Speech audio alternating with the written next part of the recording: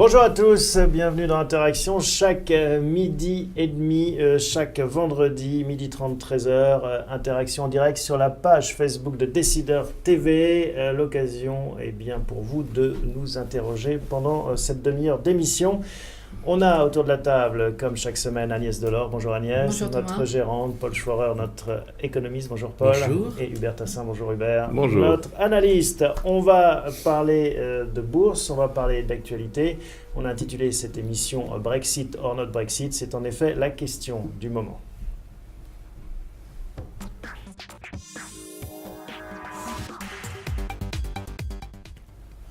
En tout cas, l'une des questions, peut-être pas la seule d'un point de vue boursier, mais ça se rapproche. Jeudi prochain, les Britanniques s'exprimeront.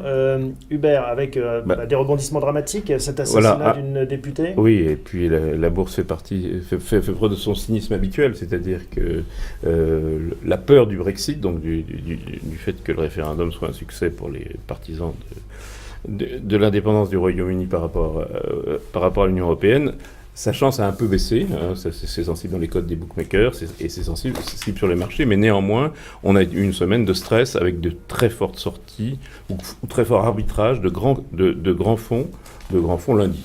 Lundi, il y a eu des fonds qui ont vendu 5-10% au couvert, c'est ce qui revient au même, 5 ou 10% de leur position. C'est-à-dire que ces fonds, quand même, redoutent un Brexit. C'est que c'est le saut dans l'inconnu. Je crois que c'est ça le sujet.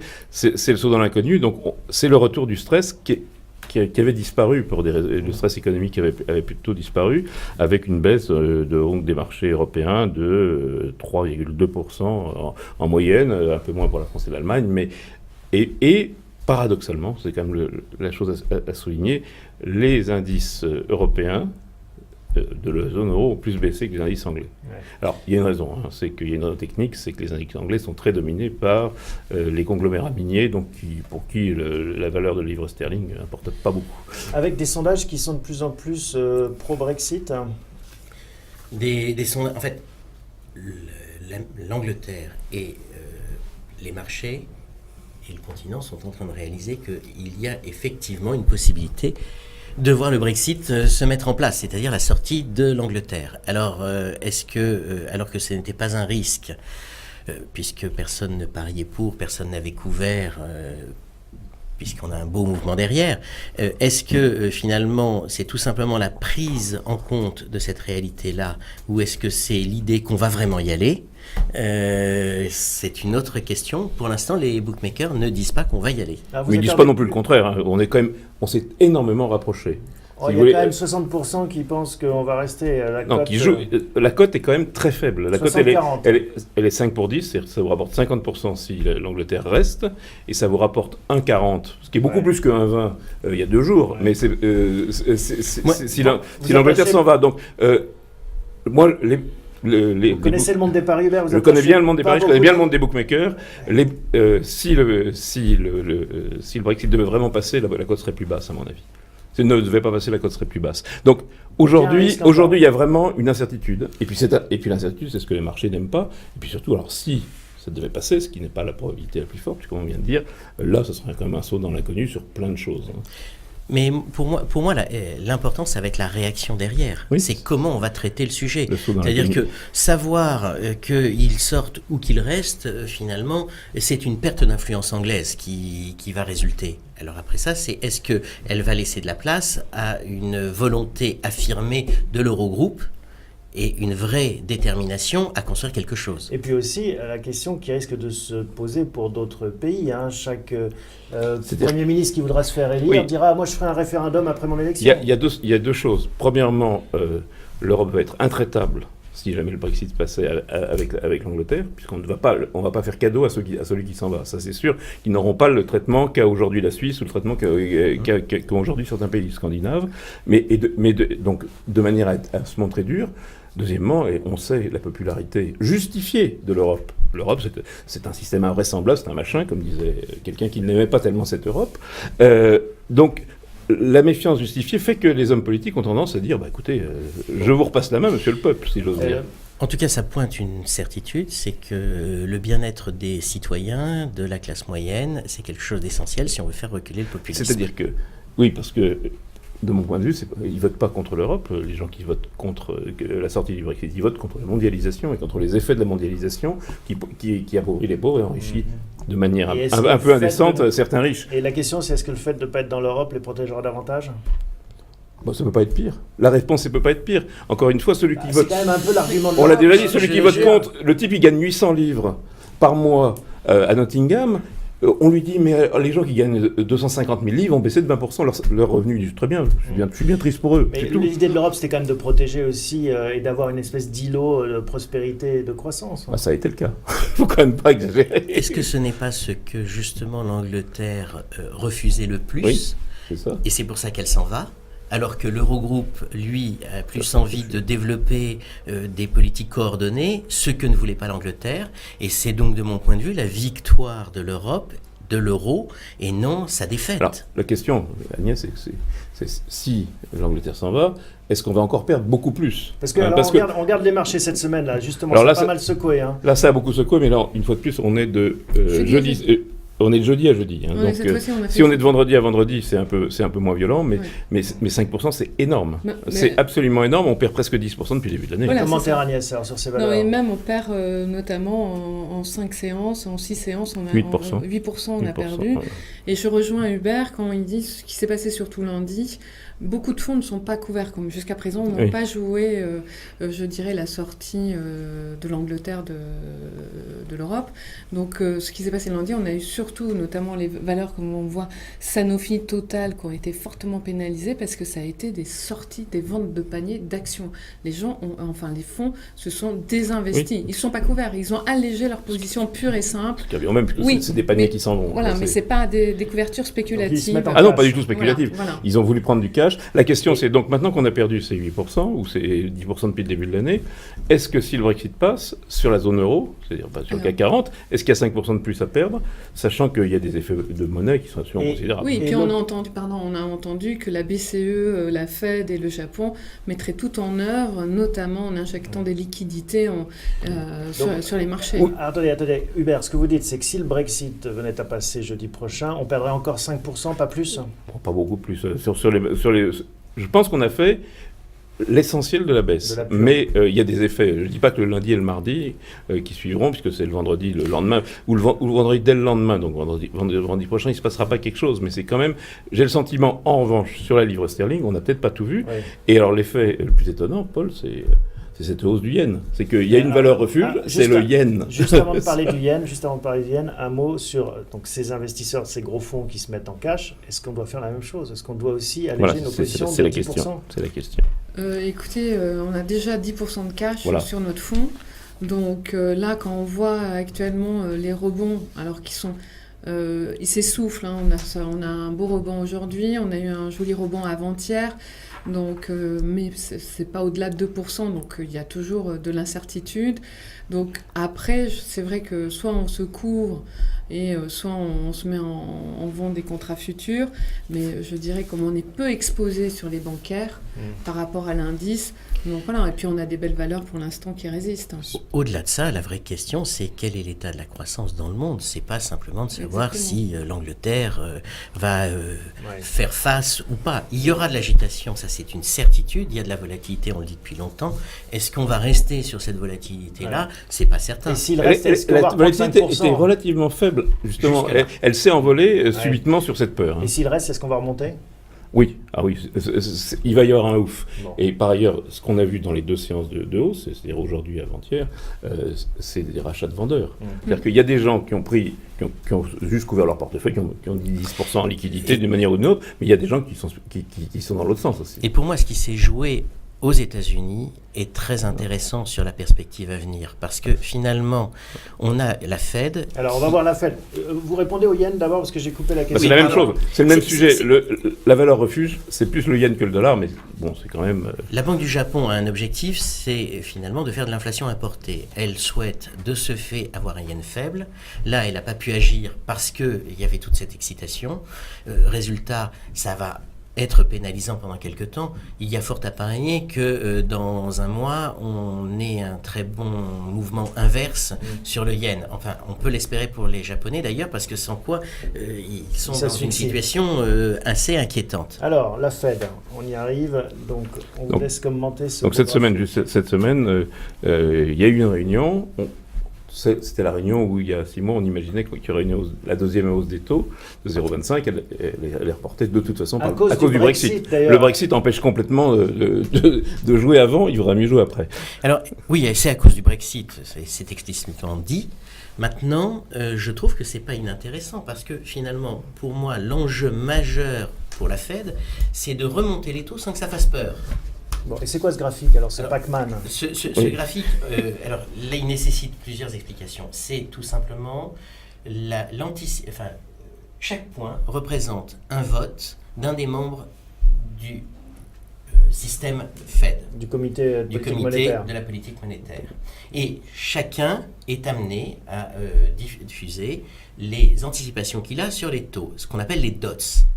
Alors c'est quelque chose qui est très utile quand on est dans un schéma de hausse des taux. Quand on est dans un schéma de baisse des taux, c'est moins important. Mais quand on est dans un schéma de hausse des taux, il est important de savoir à quel rythme ça va remonter parce que c'est des moins-values que l'on génère systématiquement. Ils sont aussi nombreux que ça, les membres Ils sont 17. Alors pourquoi est-ce qu'il y a beaucoup plus de points? Il y a plus de points? C'est-à-dire qu'en fait, il y a une annonce. Donc là, vous avez 4 dates. D'accord. Mars 2015, juin 2015. Vous avez mars 2016 et juin 2016. Et donc on voit que ça se décale vers la droite, c'est-à-dire qu'on repousse l'échéance. C'est-à-dire qu'en fait, effectivement, on a en vert clair ce qui était anticipé au mois de mars 2015, c'est-à-dire qu'en fait, on voyait à l'horizon 2018 des taux à 4,50, des taux directeurs à 4,50. Ce qui pouvait faire peur pour tous les marchés obligataires et ce qui a pu générer des inquiétudes sur le fait qu'on aurait un krach obligataire à nouveau. Et là, on est à 2%. Et là, aujourd'hui, on est plutôt, quand on fait le calcul exact, à fin 2018, on est à 2,40. Et on peut légitimement penser que c'est finalement tout ce travail d'apprentissage qui va contre l'expérience, puisque historiquement, c'est en 18 mois, on monte de 300 points de base. Ça veut donc dire clairement que les acteurs qui comptent, que sont les membres votants de la Fed, ont admis qu'ils n'avaient plus autant de liberté, qu'ils ne devaient plus agir comme avant. Mais ça veut dire qu'ils prennent en compte le fait que la croissance potentielle, que la croissance va être plus faible. Voilà, donc puisque historiquement, en 18 mois, grosso modo, les taux se mettent à peu près au niveau du taux de croissance. Parce que le taux de croissance, il est plutôt à 1,5 qu'à 2,5, donc ils sont en train d'adapter. Je suis d'accord avec ça, et j'ajouterai simplement une chose. Est-ce qu'ils ne sont pas en train d'acter le fait qu'il est aussi important de faire en sorte que le dollar garde un pouvoir d'attraction le plus longtemps possible par rapport à la masse de dettes qu'ils peuvent avoir. Parce que finalement, l'ajustement de 2% sur 10 000 milliards, ça fait quand même quelques milliards à gagner chaque année. Oui. Donc c'est quelque chose de pas négligeable et je pense qu'en fait donc on a basculé. C'est plus la dette qui les obsède que la croissance, c'est ça que vous dites? C'est plutôt qu'on a basculé d'un monde où on savait que l'objectif c'était une baisse des taux d'intérêt et moins d'inflation, à un monde où on a besoin d'inflation et où on a besoin de remonter les taux. Mais remonter les taux, c'est contraire au levier, c'est contre l'intérêt. Enfin, ça augmente le coût de financement de la dette, c'est-à-dire ça augmente le coût de financement des États, et c'est un problème pour l'investisseur, puisque l'investisseur, il valorise son actif. S'il le place à 10 ans à 2% et qu'on est à 4% dans 5 ans, il va se retrouver dans une situation où il a un portage négatif. Si on a 4% dans 5 ans, je peux vous dire que ce sera une bonne nouvelle, c'est qu'il y aura de la croissance quand même. Effectivement, et c'est pour ça qu'on a cette inquiétude sur la croissance. Et Agnès, d'un point de vue action, les répercussions de ce décalage et de cette pente atténuée de la Fed. On l'a vu notamment sur le secteur bancaire. Donc ça a été le secteur bancaire qui a. On n'a rien vu sur le secteur bancaire. Mais mais je veux dire on n'a encore rien vu. On n'a encore rien vu, mais c'est le secteur bancaire qui a bien corrigé. Notamment. Il a quand même bien corrigé. Voilà, il a bien corrigé, mais on revient sur les points bas de 2012. Mais on va aller en dessous. Moi, je pense. Pas sur toutes les banques. C'est toujours pareil. C'est que les banques de détail, Wells Fargo. Voilà. Ça marche plutôt bien et les banques qui marchaient sur les marchés financiers, elles ont besoin d'une pente, mais d'une pente plus sûre peut-être. Et je dirais que là, on est en train de calculer le rythme auquel on a une réduction de l'effet de levier. Voilà, exactement. Donc, c'est plutôt le fait d'avoir une anticipation de cette hausse qui est moins brutale est plutôt positif pour l'activité. Donc, en fait, le fait que la réunion de juin n'ait pas pu prendre une décision rallonge la séquence qu'il y aura entre deux hausses à l'avenir. Oui, puisqu'on va faire probablement en juillet, s'il n'y a pas de drame absolu. Ça sera compliqué de faire septembre et ce sera impossible de faire octobre et novembre au moment de l'élection présidentielle. Donc, ça pourra repousser à décembre. Ça peut repousser à décembre. Il faut qu'on avance parce qu'on a encore pas mal de choses à dire. Un graphique CPR. Un graphique, oui, donc que j'ai ramené d'une réunion des stratèges de la CPR qui sont interrogés sur le marché du crédit. Comme vous le voyez, c'est ce qui est en bleu, c'est ce qui est en montagne, si j'ose dire. Quand il y a des tensions sur le marché du crédit, donc à gauche le marché des plus solvables et à droite des moins solvables, hein, le haut rendement, a toujours annoncé les cracks. Hein. On voit bien que quand il y a une tension, ça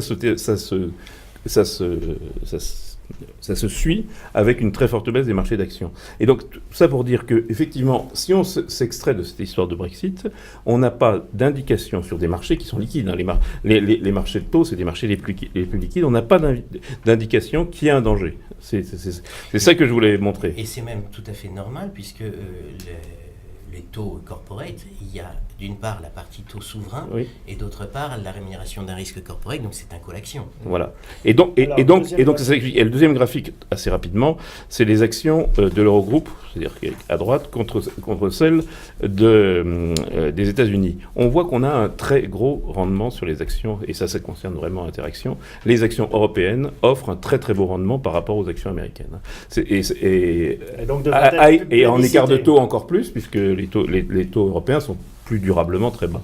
Donc tout ça pour dire que malgré le Brexit, malgré la Fed, si on peut dire, on voit du potentiel sur les actions européennes. Très bien, voilà donc ce qu'on pouvait dire pour cette première partie consacrée à la macro et à cette discussion autour du Brexit. On va avancer avec notre rubrique tableau de bord. Il y a dans tous les sens là.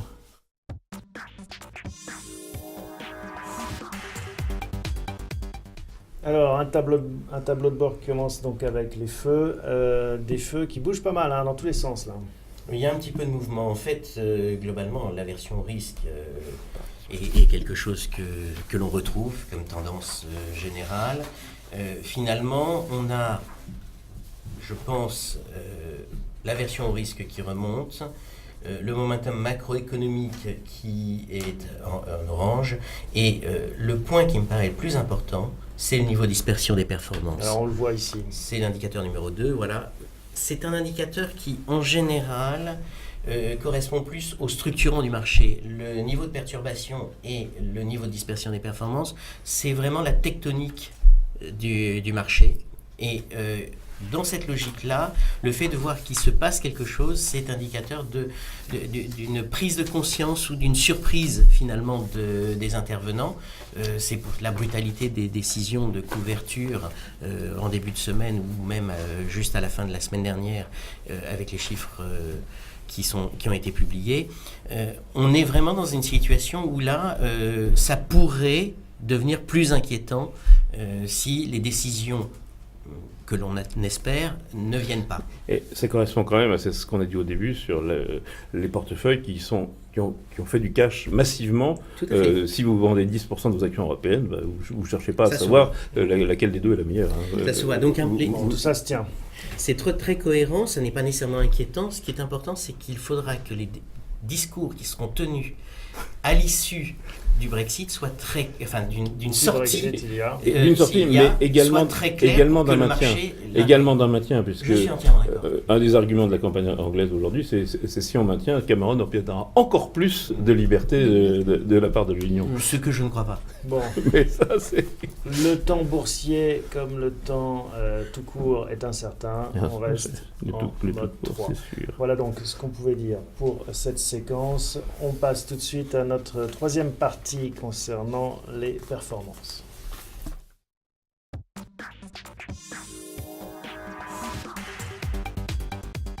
Le principe, oui. Alors, des performances qui portent les stigmates de cette agitation. On le voit tout de suite avec ce graphique. Agnès. Oui, on le voit. Donc, le marché continue de baisser. Nous, on perd 11% depuis le début de l'année, moins 5,70 sur la semaine. Donc voilà, avec, je dirais, notamment les deux gros poids, comme je vous disais, Total Sanofi, tout le secteur bancaire qui a été fortement pénalisé, et les valeurs, je dirais, un peu plus défensives qui sont défendues, donc Sodexo.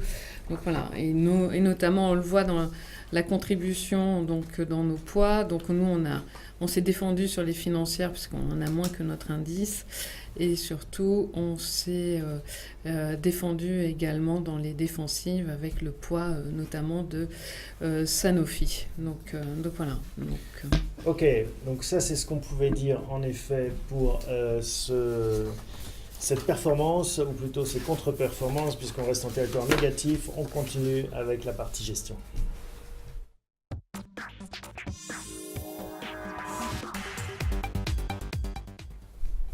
Interaction chaque semaine en direct, 12h30, 13h, l'occasion de nous retrouver sur Facebook, sur la page Décideur TV, et de nous poser toutes vos questions si vous en avez. On va voir tout de suite les derniers arbitrages de cette semaine. Agnès, on vous laisse la parole. Notamment, on a juste allégé, comme on l'a dit vendredi dernier, de 1%, donc Altran. Donc c'est tout. Et dans cette tempête-là, je dirais, on n'a rien fait de spécial. Je dirais, on aurait un indicateur, on serait un peu plus contrariant si ce marché revenait sur les niveaux de 4000. Altran, c'est juste un point.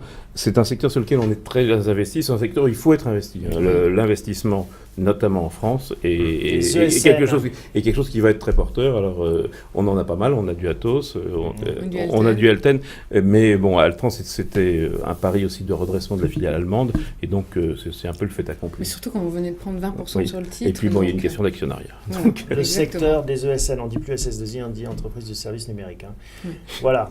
Petite précision, donc le portefeuille interaction, les 10 meilleures contributions, performances et les 10 flops, il n'y a presque pas de contribution positive hors Zodiac. Il y en a une, voilà. Cher à Hubert, qui nous avait, alors hommage à Hubert, qui avait vendu cette idée il y a 3 semaines maintenant. Oui, c'était l'idée qu'on ne pouvait pas perdre, et qui reste un peu celle-là, c'est-à-dire que soit Zodiac réussit son plan industriel, ce qui commence à montrer, ça Agnès va en parler peut-être mieux que moi, soit il n'y arrive pas, et il risque d'être adossé à un grand groupe. Donc la rumeur d'un rachat par Safran, avec même un prix, mais pas de financement, ce qui est quand même important, accouru, elle n'a pas été démentie. Des sources proches du dossier ont dit qu'elle ne commentait pas. Donc on n'en sait rien. Ce qui est vrai, c'est que c'est vrai que c'est un enjeu, Zodiac, c'est un enjeu stratégique.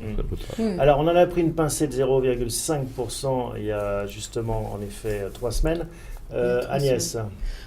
Donc, comme dit Hubert, oui, la grande surprise, ça a été notamment la publication de son chiffre d'affaires, qui est ressorti en progression de 3,70 au 3e trimestre, puisqu'ils sont sur exercice décalé. Après, toutes les rumeurs de rachat, notamment de Safran, ça fait des années qu'on parle de... Mais il y a eu une offre. Oui. Il y a eu une offre il y a 3 ans. Exactement. Donc, on parle je dirais une prime entre 43 et 60%. Donc bon, le titre a monté de 17%, il s'est calmé dans l'après-midi. Oui, je pense que dès qu'on sortira un peu de cette incertitude, Brexit ou pas, je pense qu'il faudra renforcer quelque chose, oui, c'est indépendant de la tendance. C'est à la fois, encore une fois, un cas intéressant, parce que c'est un cas qui peut être spéculatif, et c'est un cas de gestion avec un nouveau management. Ils ont quand même changé quasiment tout leur comité directeur. Mais c'est pas le moment, justement, de jouer cette carte en se disant... on n'est pas loin. On risque pas grand-chose. Et puis, si c'est pas Safran, peut-être ce sera un groupe étranger. Donc, oui, tout à fait, puisqu'ils cherchent à... Donc, on le fait là cette semaine, on en reprend plus pourquoi pas. Pourquoi pas, voilà. Donc voilà. Combien je veux doubler la position. Il faut doubler la position, oui. Monter à 1%. 1%. Oui. Ok, alors les autres valeurs qui s'illustrent cette semaine. Alors, on a vu Total, on a parlé. Orange aussi, contribution négative. Oui, alors il y a une contribution négative, mais c'est surtout, je pense qu'Orange aussi, il ne faut pas l'oublier, est toujours prêt à mener sa bataille, notamment son opération de consolidation à l'échelle européenne, où tous les investisseurs n'y croient plus, il ne se passe plus rien depuis un certain temps. Nous, on y croit toujours. Il y a un autre titre que j'aime beaucoup, et c'est Essilor, qui avait bien monté et qui a sous-performé. C'est pas tout à fait pareil. Non. Orange, il y a un effet taux d'intérêt, comme toutes les valeurs de service public, et Essilor, il y a un effet croissance. Un effet croissance, mais surtout, elle a toutes les valeurs aussi défensives ont été un peu... malmenées, et notamment sur des sorties de fonds. Mais surtout, je tiens à préciser sur Essilor qu'il y a surtout son développement de la distribution en ligne qui va prendre de plus en plus d'ampleur. Et surtout, à long terme, il y a l'impact de la myopie dans une population mondiale vieillissante et qui risque d'amener... Alors on a dans les performances décevantes, on a Michelin. Alors, c'est toujours la même chose, quand on vend des voitures neuves, on vend moins de pneus en deuxième monte. Or, la marge des pneumaticiens, elle est beaucoup en deuxième monte, donc ils ont averti là-dessus. Je ne crois pas que ce soit une surprise, c'est structurant de ce marché-là. Le discours, surtout Michelin, ça a été surtout, ils ont publié notamment, ils ont annoncé que la tendance était un peu compliquée actuellement, et notamment aux États-Unis, sur le pneu de remplacement dans le tourisme. Donc, du coup, ça a un peu ça a pesé sur le cours.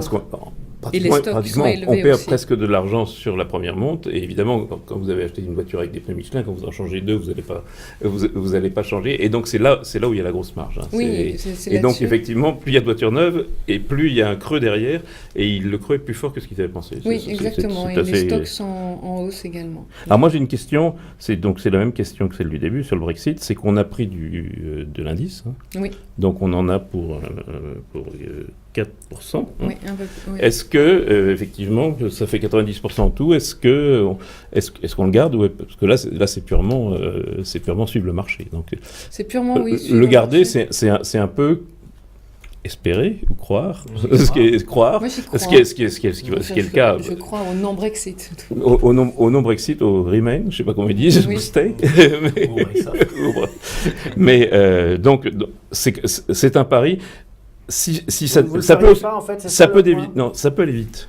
Ce que je dis, c'est qu'aujourd'hui, on est plutôt sur un trend où on corrige un peu à la hausse. Donc, quand on corrige à la hausse, est-ce qu'il ne faut pas accompagner en baissant si... voilà. Bon, qu'est-ce que vous voudriez vendre ces Lixor, ces 4% de l'indice si on monte encore lundi ou mardi, il n'y aura peut-être plus grand-chose à gagner en finale si le Brexit passe. Et rejeté, c'est ça oui, mon mais inquiétude. comme on disait tout à l'heure, si il n'y a pas le Brexit, je dirais, donc derrière on a un marché qui peut recorriger. Donc au moins. S'il n'y a pas de Brexit, le marché va monter. Voilà. Oui, il va monter, ça c'est sûr. Repartir sur les 4 donc on monte moins que le marché avec notre portefeuille, on est trop défensif. On est un peu défensif. Et puis surtout, non, on est devenu un peu plus. Je pense on a plus de bêta actuellement, ce que j'ai vu. Je pense que la performance de 5,73 par rapport à 5,70 montre que malgré le sous-investissement, les titres qui sont sélectionnés dans le portefeuille sont plus agressifs. Ils sont plus agressifs. On a un peu aussi un peu d'indice avec Total et Sanofi. Vous connaissez mon amour pour Sanofi, et même pour Total, parce que je préfère avoir de l'ennemi. Ça veut dire que si on est assez profilé pour remonter, en effet, on a le meilleur des deux mondes, parce qu'en cas de Brexit, on ne serait pas attiré vers le bas par ce Lixor, et en cas de remontée, on monterait plus vite. Si on passe de 90 à 85, c'est quand même le pourcent de... Est-ce que c'est l'indice qui va monter en premier et les choix spécifiques derrière, ou est-ce que c'est l'inverse? Si c'est l'inverse, effectivement, il n'y a pas intérêt à garder les Lixor. Tout à fait. À l'opposé, si c'est l'indice, à ce moment-là, il vaut mieux les garder parce qu'on pourrait se prendre la porte de salaud. C'est exactement là. C'est-à-dire qu'on a dit que c'était asymétrique. Si le Brexit passe, c'est-à-dire si l'Angleterre s'en va, l'indice va baisser, mais peut-être on va déjà commencer à trier dans les valeurs. À l'inverse, si le Brexit est rejeté, on va d'abord monter et ensuite trier, mais il va falloir sérieusement trier parce qu'on voit bien quand même, comme dit le président de la République, ça va quand même mieux. Il y a quand même un peu de croissance dans la zone euro et donc basé sur l'investissement et sur la consommation. Cette semaine, moi je retiens les résultats de H&M et de Zara. Il y a quelque chose qui se passe dans la zone euro. Ça peut paraître curieux, mais c'est comme ça. La question centrale, c'est peut-être est-ce qu'il faut acheter avant la journée de vote. Bon, qu'est-ce qu'on fait alors cette semaine? Des idées, des envies, Agnès? Non, comme dit Paul, si on a envie d'acheter avant, il n'y aurait qu'un secteur à jouer et d'être contrariant, c'est augmenter notre poids sur les bancaires. C'est juste là-dessus où il y aura un levier. Un levier qui sera très fort, parce que les bancaires, elles ont perdu entre 16 et 20% cette semaine. D'ailleurs, c'est cohérent avec ce que disait Hubert au début, quand il disait l'indice anglais a moins baissé parce que les minières, c'est pas la même chose. Là, en fait, qu'est-ce qui s'est passé en Europe? Les minières ont plutôt tenu oui. alors que les bancaires se sont effondrés. Donc, Mais les bancaires, moi je suis très pessimiste sur leur modèle à moyen terme. C'est ça le problème. Et donc c'est le problème de jouer uniquement des écarts de marché. C'est compliqué. Tout à fait. Mais je pense que la prudence, comme on a, je dirais, pratiquement 10% de cash, je dirais... On n'en prend pas plus, donc on est d'accord avec 10. Pour l'instant, je pense que c'est trop enfin... Bon. Ok, on ne touche pas aux bancaires, hein, c'est juste une idée comme ça. On double la ligne Zodiac, on passe de 0,5 à 1%. C'est déjà pas mal. Bon, et puis wait and see, comme dirait... Oui, c'est pas la peine de se précipiter sur les dossiers. Si effectivement le Brexit passe, il faudra se précipiter sur les dossiers et restructurer vraiment les portefeuilles. Mais si le Brexit passe pas, ça va d'abord être indiciel. Je crois que je suis d'accord avec Paul. Là. Exactement. Bon, voilà, on s'est tout dit pour aujourd'hui. Oui, pour aujourd'hui, rendez-vous la semaine prochaine. Une émission qui sera importante puisqu'on sera au lendemain de ce vote britannique. N'oubliez pas, on se donne rendez-vous maintenant sur notre page Facebook Décideur TV en direct chaque vendredi 12h30 13h et vous pouvez nous interroger tout au long de la semaine ou pendant l'émission. Merci beaucoup à tous les trois. Merci à vous de nous suivre. Bonne semaine. Bravo Thomas.